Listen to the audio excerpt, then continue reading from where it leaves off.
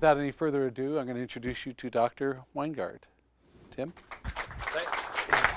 Thank you, President Foster, for the introduction. Thank you all for coming, and thank you for all you do for our wonderful university. It is an amazing place to work. As you know, it's an amazing place for the kids, this young adults, to go to school, and I'm obviously thrilled to work here. I love the campus, the greenery, the beautiful flowers, and the whole thing is amazing. So thank you for all you do as well. Unfortunately, I have to start. It's not a nice way to start this, but I have to start with some very bad news. You've all been lied to your entire life. You've been lied to by your parents. You've been lied to by Hollywood. You've been lied to probably by some of your professors even. I hate to say it, by your educators growing up. You've been lied to by your own nightmares. We live in a very dangerous world, no question. We have snakes and sharks and spiders and wolves and crocodiles and other humans for that matter.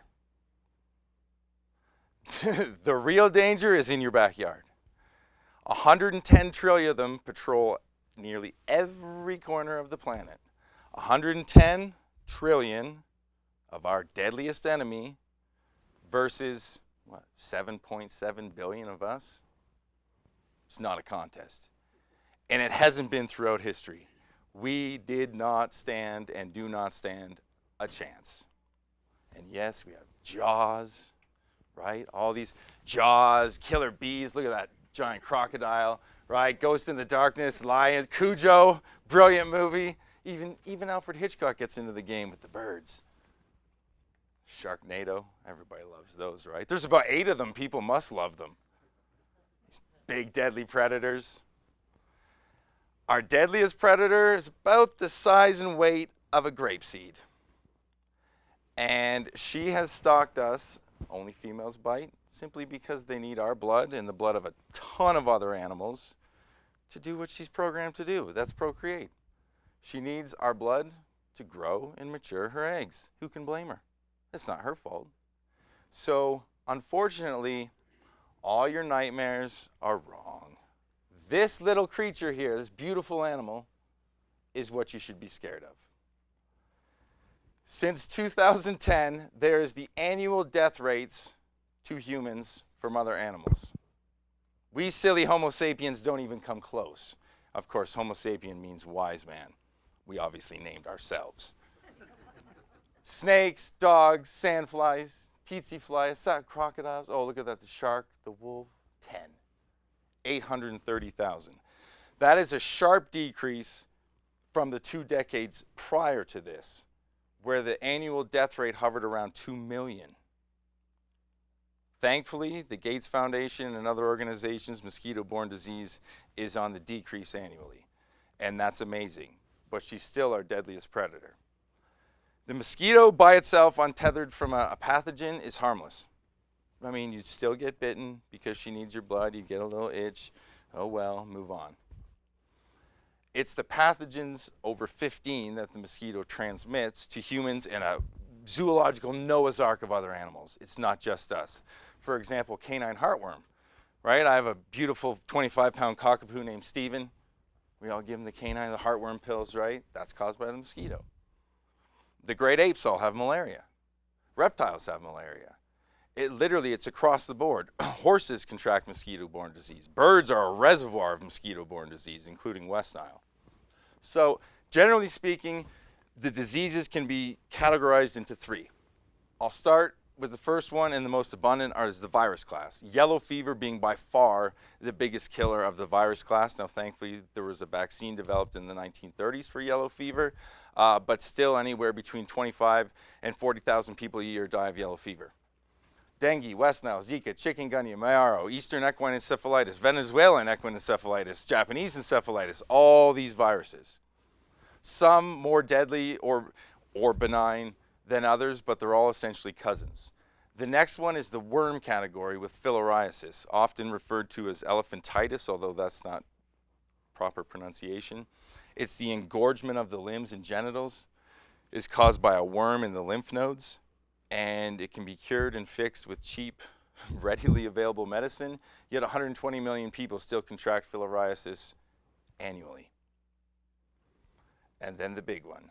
Malaria is in a class of its own. It's a parasite, but it's a protozoan plasmodium parasite. It's a very, very sophisticated creature.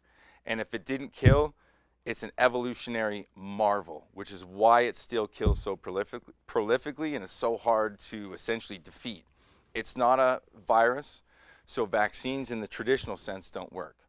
It has a 7-stage reproductive cycle with both male, female, and asexual forms, half of which takes place in the mosquito, half of which takes place in other animals, humans being one. So it's an evolutionary wonder, and it's very sophisticated, which is why it has been the scourge of humanity across our existence. There's estimates and statistical extrapolation that estimate half of all human beings who have ever lived have succumbed to mosquito-borne disease, predominantly malaria.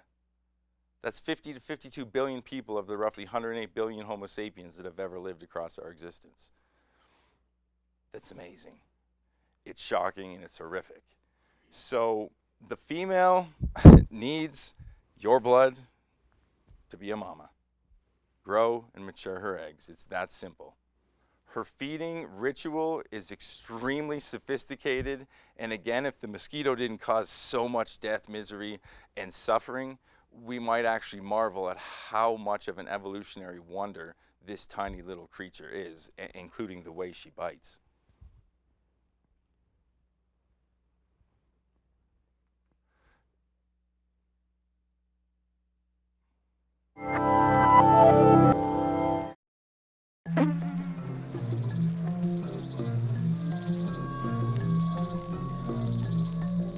This is the deadliest animal in the world. Mosquitoes kill hundreds of thousands of people each year. The most vulnerable people, children, pregnant women. No other bite kills more humans or makes more of us sick.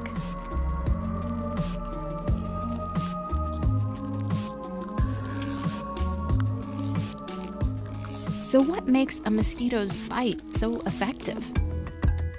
For starters, they're motivated. Only females bite us. They need blood to make eggs. And a pool of water for their babies to hatch in. Even a piece of trash can hold enough.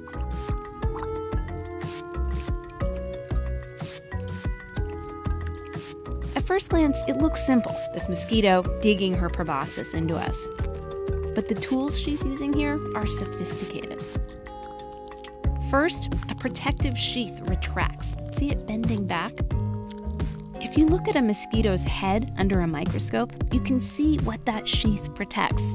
And inside there are 6 needles. 2 of them have tiny teeth. She uses those to saw through the skin. They're so sharp, you can barely feel her pushing. These other 2 needles hold the tissues apart while she works. From under the skin, you can see her probing, looking for a blood vessel. Receptors on the tip of one of her other needles pick up on chemicals that our blood vessels exude naturally and guide her to it.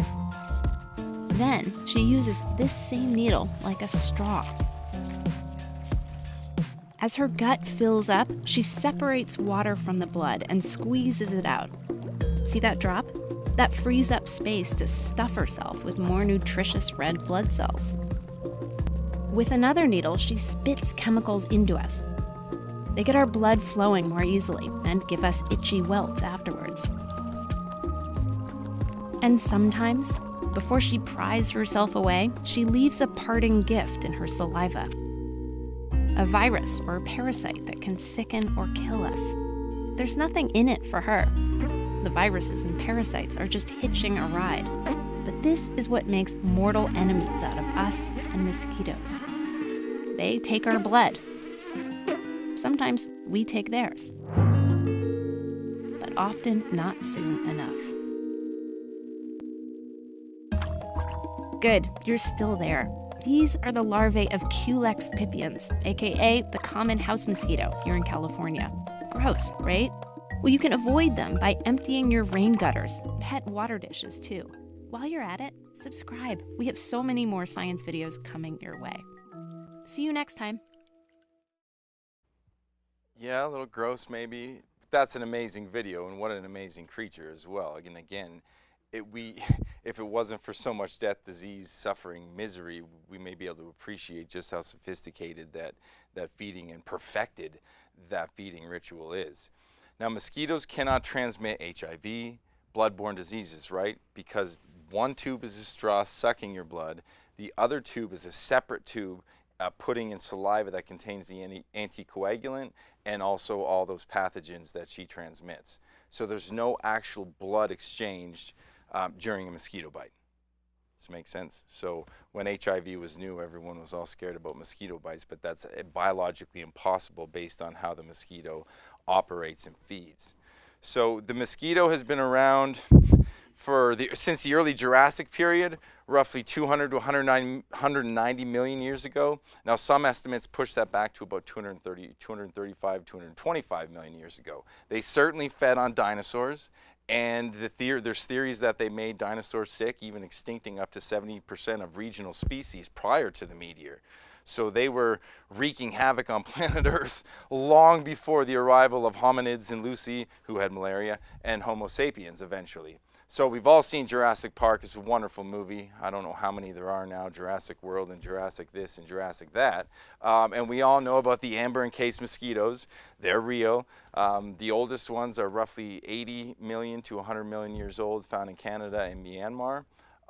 So we know in Steven Spielberg, they used the blood inside the mosquito to get the dinosaur DNA and make a African lion safari theme park, which we can do now, by the way, for real, with CRISPR gene editing technology, which I'll get to. Now that's a wonderful story, and it could be true, except they obviously didn't have someone on set who knew mosquitoes. That big, beautiful mosquito depicted in the amber in Jurassic Park is one of the very few mosquito species that does not require blood for reproduction and doesn't bite. It's one of the larger ones, and it has all nice, beautiful colors on it, so that's why they picked it, but unfortunately, they're wrong. See, even Steven Spielberg, fine gentleman, he's lying to you too.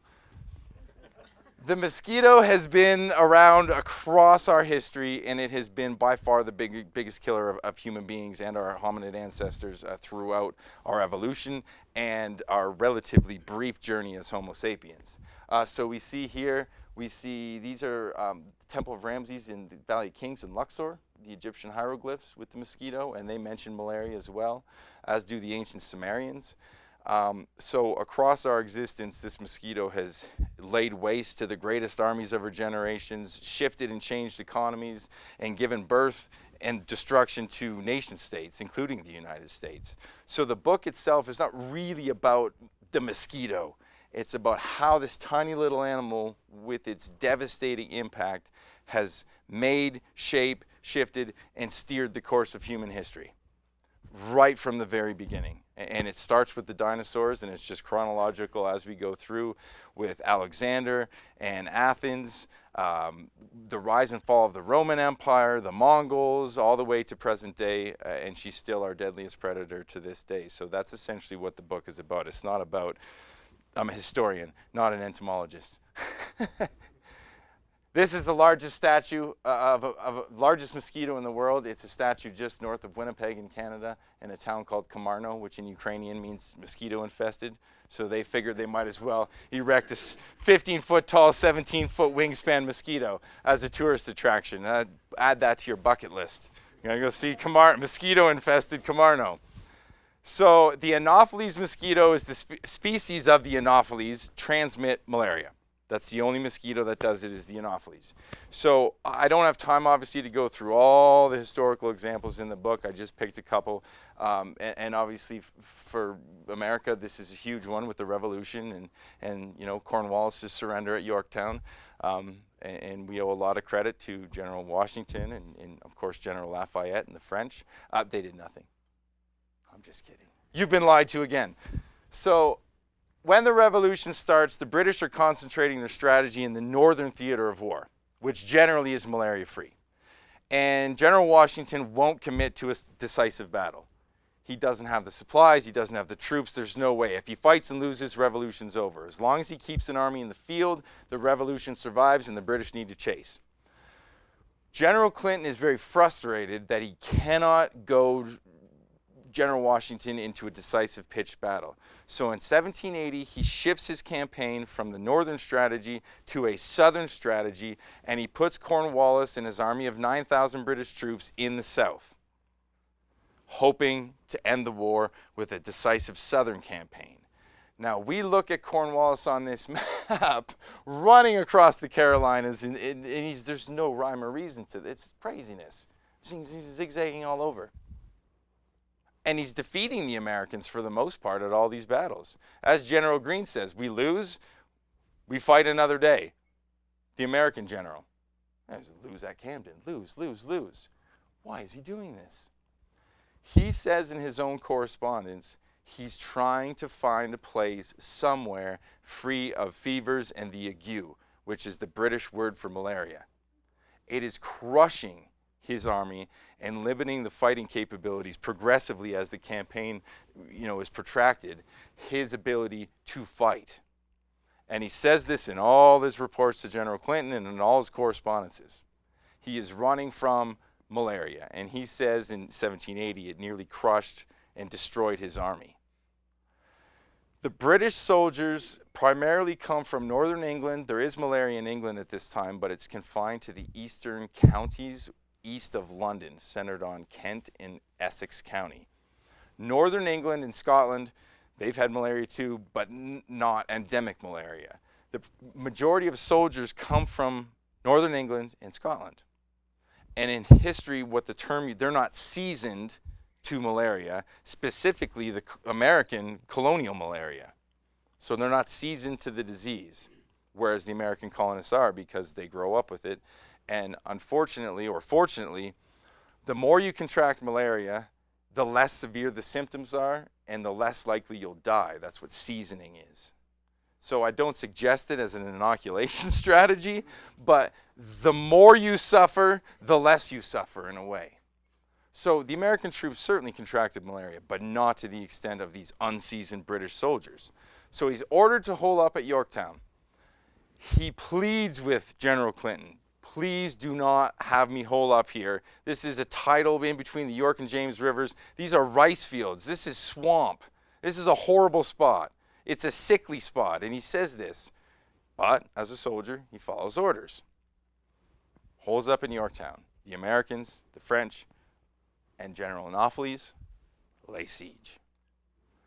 The longer the siege drags on, the longer malaria starts to eat away and rot these British forces confined and trapped in Yorktown, and Cornwallis surrenders. He says to General Clinton, I surrendered, not because of enemy fire, but because of fevers and the ague. I had 35% of my troops able to hold a weapon and stand to post. The rest were dead, dying, or sick with malaria. So in a way, General Annapolis, this wonderful female mosquito, is the founding mother of the United States.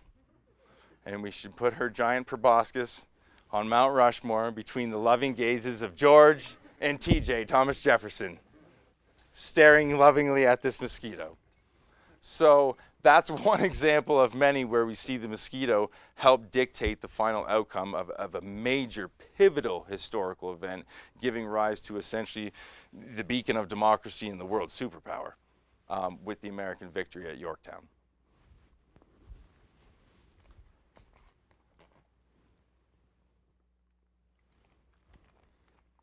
So Rome has had a long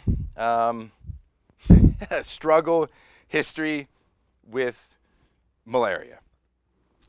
There's roughly 310 square miles east of Rome, encircling Rome, heading south towards Naples and Anzio, called the Pontine Marshes, or the Campagna. These have been referenced since time immemorial.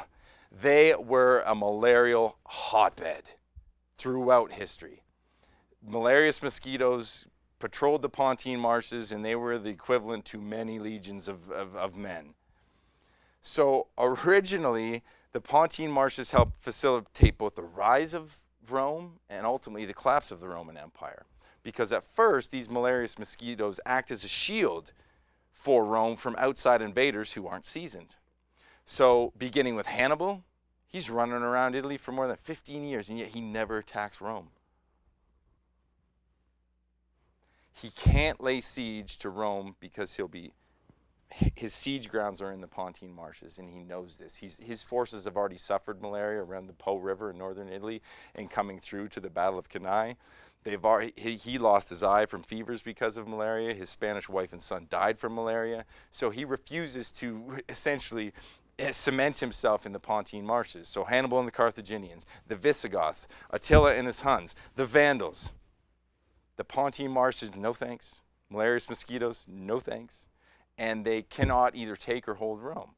So it facilitates the rise of Rome as a superpower. But eventually, at the same time, endemic malaria starts to eat away and bleed the vitality of Roman civilization, not just in the city of Rome, but across Italy. And it saps the strength of the Roman population. When you're constantly sick, where's your farmers? Where's your miners? Where's your soldiers? A sick soldier is actually more useless to the military machine than a dead one. They continue to use resources and they still need to be replaced. So while that is a bit callous from a military standpoint, sick soldiers are a drain. Sick workers are a drain. And eventually Rome succumbs to endemic malarial pressure just pounding away at Rome continuously for hundreds of years. And again, the malarious mosquitoes of the Pontine Marshes and throughout Italy help facilitate the collapse of the Roman Empire. Caesar thought about draining the Pontine Marshes, and then obviously he gets assassinated. Napoleon thought about draining these Pontine Marshes because they're on the doorstep of Rome. They would be amazing farm agricultural fields. Mussolini, for everything else he is or was or isn't, or wasn't, prior to the Second World War, he successfully drains the Pontine Marshes and turns them into farmland. Malaria rates across Italy are decreased by more than 90% because of the draining of these marshes. It's amazing, actually, what he does. He calls it's the reclamation project to reclaim this land from being swamp, turn it into farmland, get rid of malaria. And he does it. Well, Italy changes sides in the Second World War. And malaria was a huge problem for all forces, including Allied forces, not only in the Pacific, where MacArthur was really worried about malaria, but also in North Africa, Sicily, and Italy. And you say, I thought you said there was not that much malaria in Italy anymore. Oh, there was by the time the Allies landed at Anzio. The Nazis, now angry at Italy for switching sides, purposefully, advised by German malariologists, purposefully reflooded the Pontine Marshes, reversed the draining pumps to flood the Pontine Marshes as a deliberate act of biological warfare to bring back malarious mosquitoes and malaria to Italy to slow down the Allied advance. So this is from Rome all the way down to Anzio. So when the Allies land at Anzio, they're met with Pontine Marshes again and malarious mosquitoes, a deliberate act of premeditated biological weaponry using the mosquito, which is horrible and amazing at the same time. Now this handsome young man here on the right is my wife's grandfather, Rex Rainey, who actually went to CMU, I believe, long time ago. Born and raised on the West Slope. And his beautiful wife is here with us tonight. And my father-in-law and my wife. So he's born and raised on the Western Slope, and he fought in the American Army in the Second World War, and he fought through North Africa and Sicily, and he landed at Anzio. And he got malaria as a deliberate act of biological warfare. And this picture is actually taken at Anzio shortly before he gets malaria. And then he survives his malarial bout at Anzio, and Atabrin is the anti-malarial during the Second World War. So that's a real picture from outside a U.S. Army hospital in Papua New Guinea. Take your Atabrin. Don't worry about Jane. She's okay. She's not at Anzio. So He lands in southern France, fights at the Battle of the Bulge, crosses the Rhine River into Germany, and he and his unit help liberate the Dachau concentration camp. And Rex gets malaria again at Dachau, outside of Munich in Germany. Well, unfortunately, Dachau was the head of the Nazi tropical medicine program, and they were doing horrific experimentation on Jewish prisoners and had experimental mosquitoes, and Rex was bitten at Dachau by one of these mosquitoes and contracted malaria for a second time, a more lethal strain of malaria.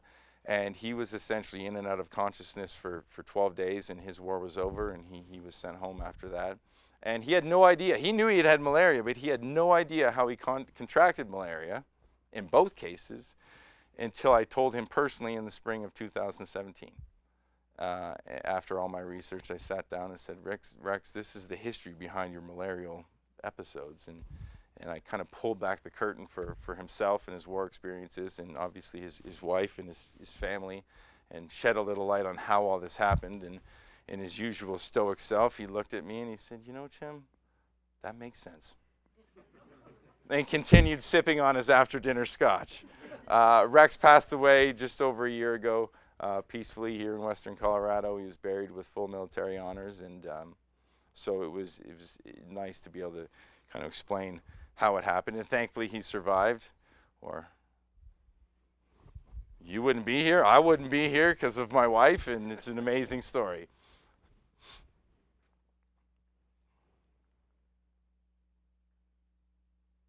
So Walt Disney, malaria was such a threat during the war that Walt Disney gets into the game as promoting a malarial mosquito awareness to the troops. This is 1943, called the Winged Scourge, and it was done for Allied troops.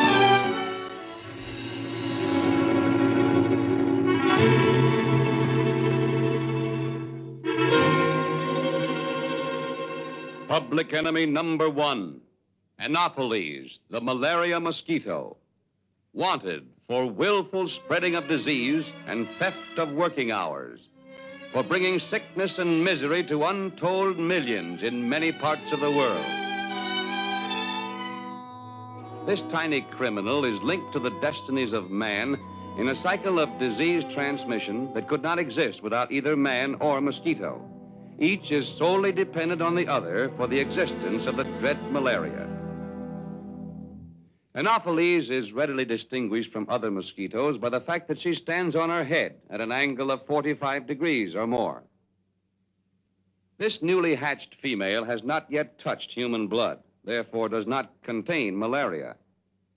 But if we follow her, we'll soon learn how she becomes a malaria carrier.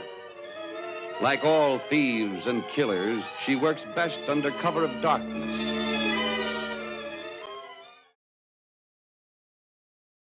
Movie, The Winged Scourge. Snow White and the Seven Dwarves are in it, and Dopey's running around slapping mosquitoes. You get that mosquito, Dopey. It's actually quite humorous. But again, designed 1943 by Walt Disney to show the troops in the Pacific and in Italy and North Africa about the dangers of malaria, because it absolutely posed a huge threat. MacArthur says this will be a long war if for every division I have in the field, I have one on downtime and another in hospital with malaria. And so he calls in mosquito teams to help deal with mosquito using DDT, and it's actually quite successful. Another wonderful man, Captain Theodore Geisel, otherwise known as, but this is before he was Dr. Seuss. He worked for Special Services in the U.S. military, designing numerous pamphlets and posters and cartoons for anti-mosquito, anti-malarial education for the troops. And here's one. This is Anne, Anopheles mosquito. She drinks blood, and you can see Anne here, all seductress, succubus, mosquito preying on innocent young American GIs. And then shows where malaria is at the time, obviously. And then this pamphlet, this is Anne, She's Dying to Meet You, is roughly a 40-page pamphlet in cartoon style with Anne, the seductress mosquito, lusting for GI blood and donating malaria as she does it. Quite humorous. So all of this was before he was the Dr. Seuss we know, which is an interesting part. So And again, the Second World War with DDT, Atabrine, and other anti-malarials, we started to sort of understand and try to combat the mosquito and her diseases. The current situation, it's not a good outlook in one way, but it is in another way. Of the mosquito-borne diseases, as I said, malaria is the paramount killer, and it has been across our existence. There's 5 human types of malaria, and it's been the scourge of humanity. Generally, it kills children under 5. 80 to 90% of deaths are children under 5, so it's unfortunate. Also targets pregnant women. So it's very unfortunate, but with the work of the Bill and Melinda Gates Foundation and other philanthropic organizations, the CDC, the World Health Organization, we are seeing since the year 2000 an annual decrease in malaria rates and malarial deaths globally, every year, and it's remarkable. But this is a double-edged sword. While we're seeing malaria rates decrease, therefore we're seeing the overall death rates from mosquito-borne diseases decrease. On this hand, we're seeing the emergence or reemergence of other mosquito-borne diseases. Now, they're not as deadly as malaria, but they still make you sick and they can still kill. So, for example, West Nile is now a global disease. Zika is becoming a global disease. We've had domestic cases in the southern U.S., not traveler diseases, not picked up in Brazil and brought home, vectored right in Florida and Texas of dengue, chikungunya, Zika, West Nile. So we're seeing the emergence or reemergence of other mosquito-borne diseases. And the outlook on that is not generally very positive. There's 7.7, 7.8 billion people on the planet right now. 4 billion people are at risk of a mosquito-borne disease currently. More than half of humanity is currently at risk of a mosquito-borne disease, and that number is going up every year. So 1.4 billion people are affected by mosquito-borne diseases each year. 4 billion are at risk for mosquito-borne disease. That's scary. And these mosquito species exist right here, as we found out recently with our CMU community with West Nile. Now, West Nile we'll get to, I think, in the questioning, but it's not generally a prolific killer, but it can be. And it can cause permanent damage, paralysis, and other things. So on that note, malaria, yes, decreasing, but re-emerging and emerging. Dengue is the fastest growing mosquito-borne disease in the world right now, otherwise known as breakbone fever. So it's a bit of there is hope. There is hope. There's always a balance to the force. So here we can see with global warming, this is specifically the Aedes aegypti mosquito, which transmits a lot of those, not malaria, but a lot of those viruses I just mentioned. And this is the outlook with current global warming trends, if they continue, where she will expand her range. We're all the way up into Arctic Canada by 2080. So as global warming and temperatures rise, and we just saw this July was the hottest month in recorded history. Recording temperatures for 130 years, this July on average, I believe it was 1.2 degrees hotter than the record before that. That's shocking. Mosquitoes are temperature dependent, they're cold-blooded. So when pockets of the planet warm up to her presence, she can expand her range both north and south, but also into higher altitudes as well, where she couldn't, or that species couldn't survive and breed before. And then with her, if you have the right mosquito, you will have the vectoring of these pathogens that mosquito species transmits. But we have hope. There are numerous, I call them the unsung mosquito heroes, mosquito warriors around the planet that are trying to defeat our historic deadliest predator by far. Up until this point, we still have malaria. The only one is yellow fever has a vaccine. All the rest we still have globally or in pockets of the planet. Both the mosquito and these pathogens have been able to defend themselves and circumvent our frontline weapons of extermination repeatedly, including DDT. I'm not ripping on Rachel. Rachel Carson was necessary. Her book is groundbreaking, 1962 Silent Spring, and she started the modern environmental movement and woke us up to what we are doing to our planet. However, the mosquito was resistant to DDT prior to Silent Spring's publication. There was pockets of mosquitoes all over the planet that were already just bathing in DDT. So they adapt very quickly to circumvent and defang our frontline weapons. So does malaria. When we pump these drugs out and do human trials with these drugs, right? What have we exposed malaria to? These drugs. Have they been mass marketed yet? No, these are the experimental trials on humans. And malaria parasite goes, ooh, something new. Oh, I don't like this. By the time we mass market these malarial drugs, it's evolved because we've already exposed it to these drugs. So DDT, for example, depending on the mosquito species, it took anywhere from 2 to 20 years for mosquitoes to become immune to DDT. It's fairly quickly. That's amazing, actually. So the newfound hope rests in a gene editing technology known as CRISPR that was unveiled in 2012. What used to be science fiction or fiction is now nonfiction. T-Rex window shopping down Main Street, USA and the Champs-Élysées could be real. Bringing back the woolly mammoth.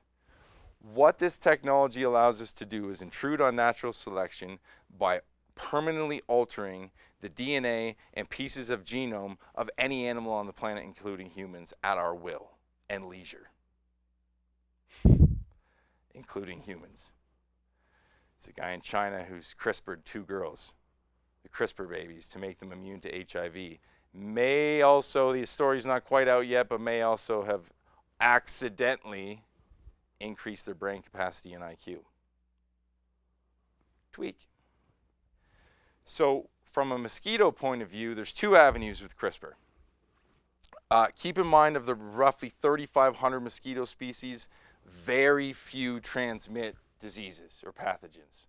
The vast majority are annoying but harmless.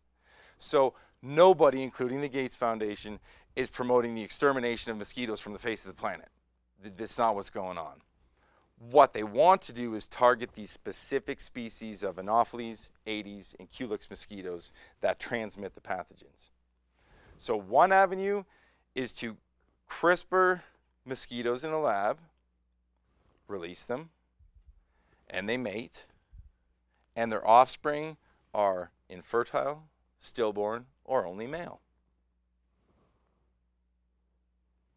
Extincting that mosquito species. The other option, without harming these mosquitoes, is to CRISPR mosquitoes with what they would refer to as a selfish gene or a gene drive, which would be inherited by their bloodlines, pardon the pun, to make that mosquito species harmless by making it incapable of actually vectoring the disease or pathogen, thereby bringing down that pathogen and disease itself without bringing down the mosquito species.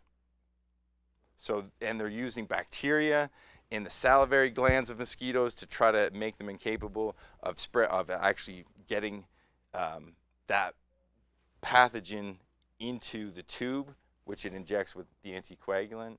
So there's a lot of amazing research going on with mosquitoes, led by, as I said, the Bill and Melinda Gates Foundation, which has donated over $4 billion in the last 15 years to mosquito research. The CDC, the World Health Organization, the American government, the British government, the Canadian government. Mosquitoes are a universal problem. Mosquito-borne disease is becoming every day more of a universal problem. And so it requires a universal solution. It's not we can't just rely on the wonderful work of Bill and Melinda Gates or the US government or the British government. This requires a global solution because mosquitoes are everywhere except for Antarctica and Iceland. So it's a global problem that requires a global solution, but CRISPR is the hope. But as we've seen in the past, maybe she'll genetically outflank CRISPR as well to continue what she's biologically programmed to do, which is simply procreate and carry on the survival of her species, just like any other creature on the planet. Thank you.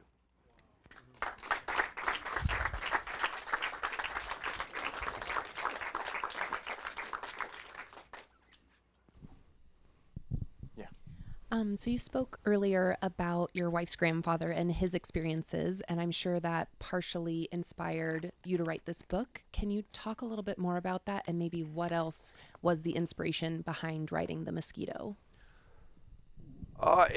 It wasn't, that was certainly an element. I look at history like a puzzle, and we're always taking pieces out, putting pieces in, finding new things out, whether it's how the first peoples got to the Americas, originally indigenous peoples. There's new theories coming out about that. So it's always changing. And so for this, how the concept, I suppose, came to be was a puzzle in a way. It was a lot of little pieces that were put together over a period of time. Now, after I finished my fourth book, my last book, as customary, my dad and my mom and dad were visiting, and we were sitting on the back porch and, you know, talking about brainstorming, and he just kept going, malaria, malaria. I'm like, because he's an emergency doctor back home in Canada. He's like, disease, malaria. I'm like, and jokingly, and Becky, my wife, was there for this, I said, well, Dad, if I'm going to write a book on malaria, I might as well just write a whole book about mosquitoes. Mocking him, basically. And then we kept talking, and I started, and in all my other research for a lot of my other books that deal with indigenous peoples and military history, I kept thinking back going, yeah, malaria, yellow fever, dengue, yellow fever, malaria, man. And then I started going, maybe the old man's got something here.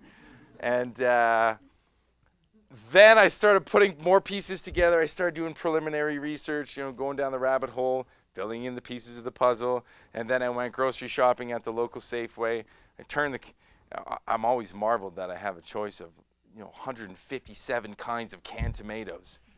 It's shocking to me. It's in a global village indeed. Turn the corner and there's this giant display. Deep woods off. May repel mosquitoes that cause dengue, Zika, West Nile. And I just kind of sat there and looked at it, and I took Axl Rose and Guns N' Roses out of my ears and went, Axl, you were right. Patience. I had patience, and eventually I saw the billboard, and everything, all the many puzzle pieces that I had lined up on the table fit together, and I said, that's a no-brainer. Given that this creature has killed, I mean, some estimates as high as half of all human beings who've ever lived, the historical impact of that has to be earth-shattering. And sure enough, as I got into the research, it was. So it was a lot of different things. When in history was the mosquito attached to malaria? When was that linkage made?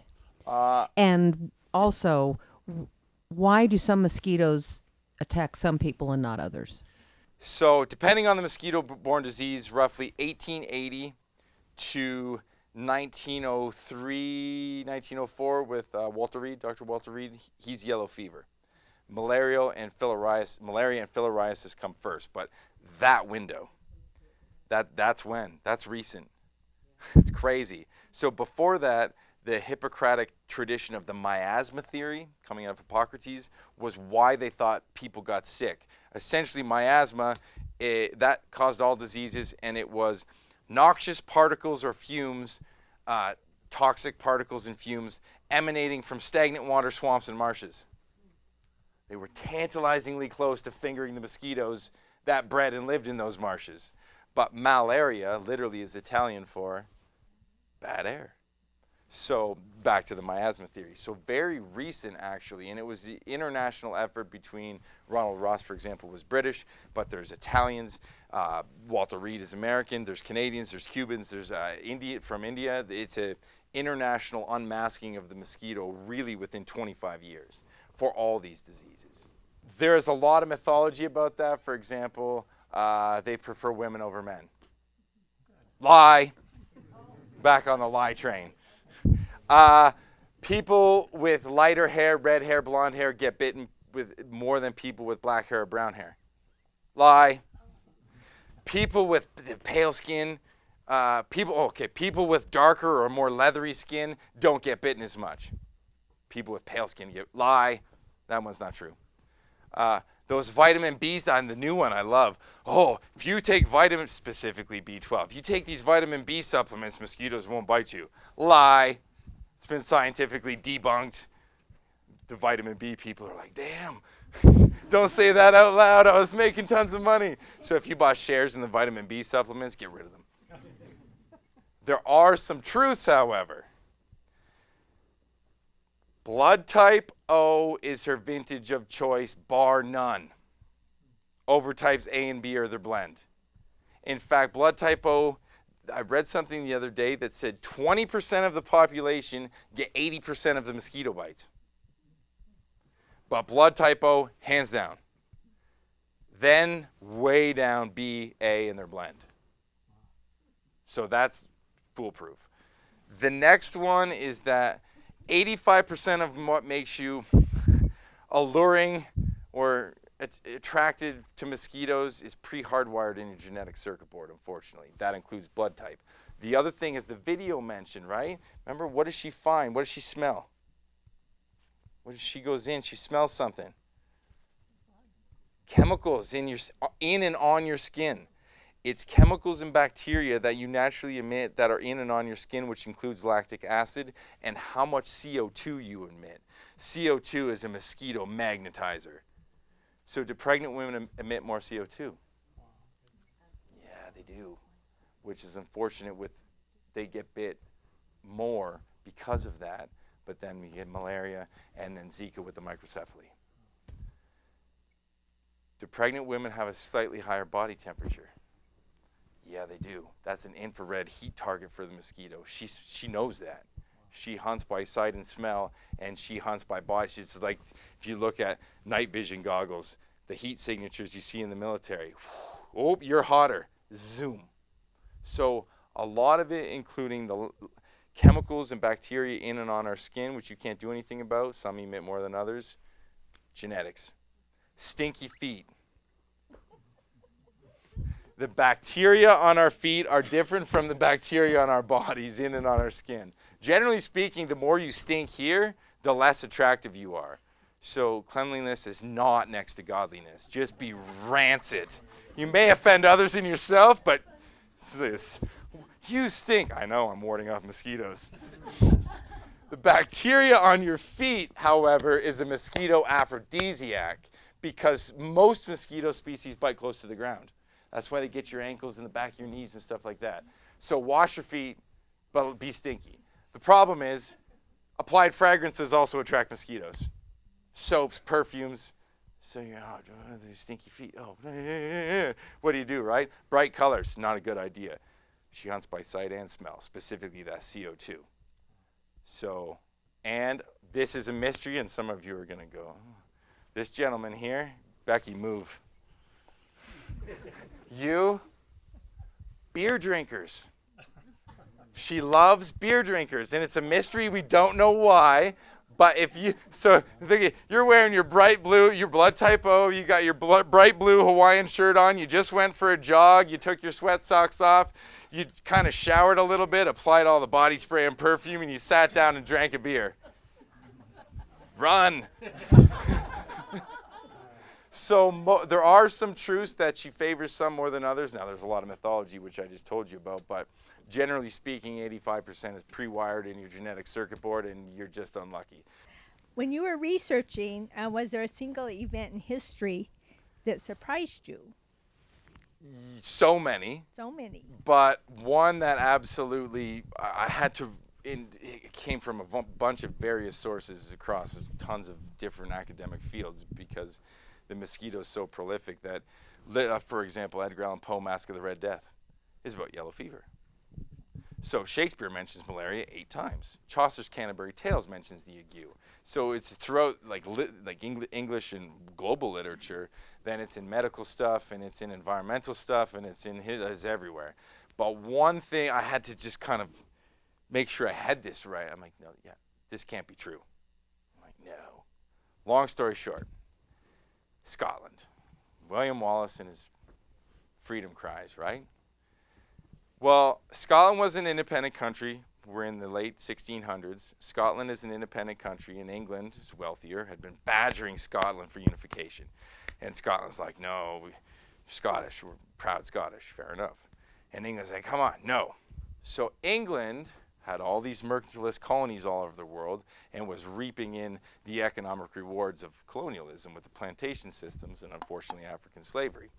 So Scotland was barred from trading with English colonial mercantilist plantations or any of it.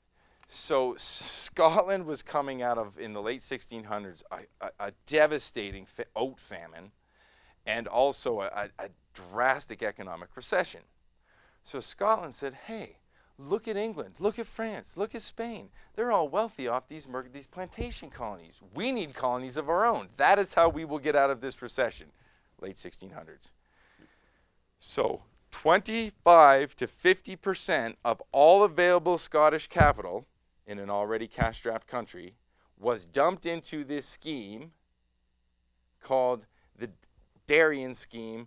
They were going to set up a colony in Panama to have a road that crosses the isthmus and be the hub of global trade, and Scotland will be wealthy and have its own colony in Panama. So all this capital, 25 to 50% of available capital, that's crazy. 1,200 settlers, wigs, woolen Scottish sweaters, Scottish woolen socks. Oh, that makes sense. Combs with mother-of-pearl inlay, tons of Bibles, and of course a Gutenberg-style printing press are loaded onto to record all the transactions of all this money they're going to make.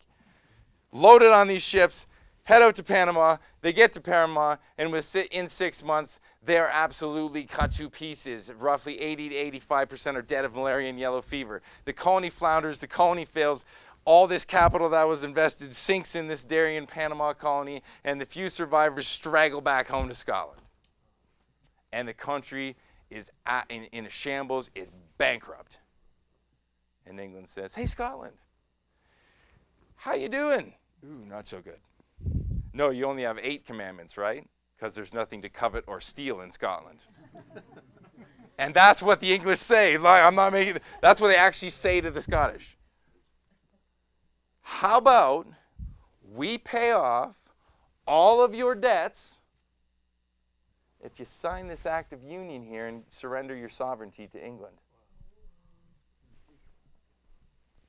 Done. So mosquitoes in Panama forced Scotland to surrender its sovereignty and started the creation of a Greater Britain. Amazing. Then this West Nile fever has taken a toll locally. Do you think your book will help put a spotlight on the public health? All right, I'll try to answer this quick because David's like, cut it off. I could talk about mosquitoes for, wait a minute, I did for 4 years. West Nile. The good thing about West Nile is it's a puppy dog compared to some of the other mosquito-borne diseases. 90% of people who contract West Nile will never know. You will show no symptoms. 9% feel a little off for a couple days. You just don't feel quite right, but just a little, but nothing set off alarm bells. You wouldn't even go to the doctor, and then fine. The 0.5 to 1%, that's the encephalitis, the paralysis, the swelling of the brain, and can cause death and permanent damage. West Nile invades the U.S. in 1999 through New York City because of birds. Long story short, from 1999 when it first shows up in New York to now, so 20 years where it's pretty pervasive across the U.S., 2,200 people have died of West Nile in 20 years. That's not very much. I feel horrible for those people. I'm not trying to diminish it. 2,200 people in 20 years of West Nile? Think about other causes of death: car accidents, cell phones, guns, random stuff. Way more than that. So thankfully it's benign. Then we have the Grand Valley Mosquito Control District, who sprays and does a fantastic job. No, I'm not talking about up on the Mesa. I'm talking about down here in Grand Junction. I have not seen, and with the spring we had for Grand Junction, the amount of moisture, rain, and everything else, I literally have not seen a mosquito yet in Grand Junction. Not one. Up on the Mesa, that's a different story. They're thick there. So West Nile is a concern, certainly, and I'm not trying to diminish West Nile. I would never do that, because the 0.5 to 1% who get full-blown symptoms, it's not a good thing. But compared to other things, I suppose it's relative, but thankfully, if that's what is here, it's not a prolific killer, which is a good thing. And hopefully there's a vaccine soon as well. So